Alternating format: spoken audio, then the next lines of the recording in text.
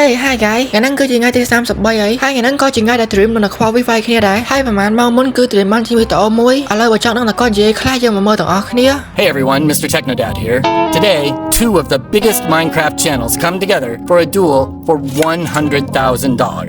The Cuevas, a YouTube creator with 11 million subscribers, and Dream with 32 million subscribers. Almost 5 years ago,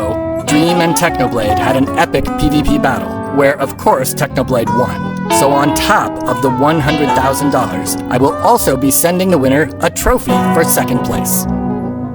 បើតាមការនិយាយរបស់គាត់គឺយើងអាចយល់បានហើយដោយគាត់បាននិយាយតាក់ទងនឹងការប្រកួតរបស់គាត់ពីមុនគឺជា Technoblade ហើយពាក្យចុងក្រោយដែលខ្ញុំចាប់អារម្មណ៍ជាងគេនោះគឺគាត់បាននិយាយថាគាត់នឹងបញ្ចូលអ្នកឈ្នះពានទៅចំណាត់ថ្នាក់លេខ2អញ្ចឹងយើងអាចដឹងហើយថារាល់ថ្ងៃហ្នឹងគាត់មិនមែនចំណាត់ថ្នាក់លេខ1ទេសម្រាប់គាត់ណាហើយចំណាត់ថ្នាក់លេខ1ហ្នឹងគឺជា Technoblade ដូចគាត់បាននិយាយក្នុងវីដេអូហ្នឹងអញ្ចឹងហើយទោះជាតែខ្វល់វាឈ្នះគាត់ក៏ដោយក៏តែខ្វល់វាត្រឹមតែជាលេខ2ដែរ Top 1 is Technoblade never die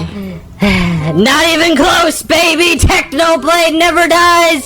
Technoblade never dies! Never question me again, chat! មកដល់ចំណុចហ្នឹងខ្ញុំមានអារម្មណ៍ថាសប្បាយរីករាយទេសម្រាប់លទ្ធផលខ្ញុំគិតថាទោះជា Dream ឈ្នះឬក៏ចាញ់ក៏ Dream ធម្មតាដែរព្រោះថាវាអត់មានបានអីមកវិញទេទោះជាគាត់ឈ្នះក៏គាត់បានអីទោះជាគាត់ចាញ់ក៏គាត់បានអីដែរខ្ញុំមិនបាននិយាយទៅលើលុយទេណាគ្នាបើអ្នកដែលគាត់ fan Dream មួយ Technoblade គាត់ដឹងហើយថាខ្ញុំមានន័យថាម៉េចហើយយើងក៏ដឹងដែរថា Dream គាត់មានអារម្មណ៍ម៉េចដែរទោះជា Technoblade បានលាចាកក្តីក៏ប៉ុន្តែ Dream នៅតែចាប់ទុក Technoblade គឺជា top 1ហើយពាក្យមួយ clear នេះគឺ Technoblade never die មានន័យថាទោះជា Technoblade ស្លាប់ក៏ពិតមែនក៏ប៉ុន្តែសមត្ថភាពនិងសមត្ថផលដែលគាត់បានធ្វើហ្នឹងគឺអត់បានបាត់បង់ទេហើយមានតែប៉ុណ្្នឹងទេណាគ្នាខ្ញុំមិននិយាយទេហើយមុននឹងចប់វីដេអូណាគ្នាកុំភ្លេចចុច Subscribe និងសញ្ញាកណ្ដឹងអ្នកមួយផងដើម្បីពេលដែលខ្ញុំផុសវីដេអូថ្មីៗទៅគឺលោកដល់អ្នកគ្នាឃើញភ្លាមៗហើយវីដេអូហ្នឹងគឺមានតែប៉ុណ្្នឹងទេណាគ្នាចាំជួបគ្នានៅវីដេអូក្រោយដែលជាវីដេអូ Dream Fight គ្នាមួយដល់ខ្វល់វី